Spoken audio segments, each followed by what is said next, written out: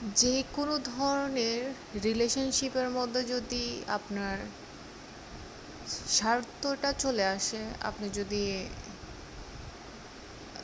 মনে করেন যে আমি তার কাছ থেকে কিছু একটা পাবো, কোনো কিছু পাওয়ার আশা যদি আপনি কারোর সাথে বন্ডিং করেন, তো সেই রিলেশনশিপটা কখনোই হেলদি হবে না, কখনোই লং লাস্টিং হবে না।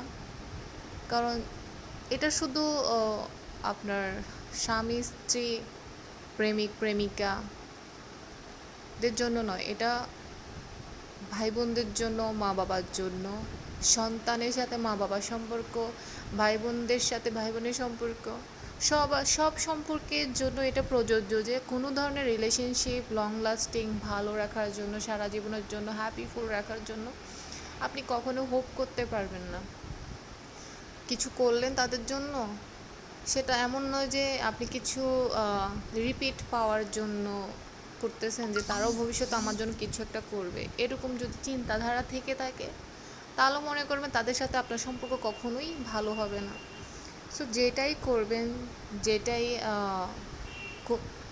সেটা হোক ফ্রেন্ডের জন্য, সেটা হোক ভাই বোনের জন্য, সেটা হোক মা বাবার জন্য, সেটা হোক হাজব্যান্ডের জন্য, সেটা হোক বা ওয়াইফের জন্য, মনে করবেন যে এটা আমি তাদের জন্যই করে, তাদের জন্য মন থেকে করতেছি। তারা আমার জন্য কি করলো, it doesn't matter, matter is আপনি কি করতেছেন। আপনি ভালো করলে ডেফিনেটলি নেচার আপনাকে ভালো কিছু রিপিট করবে।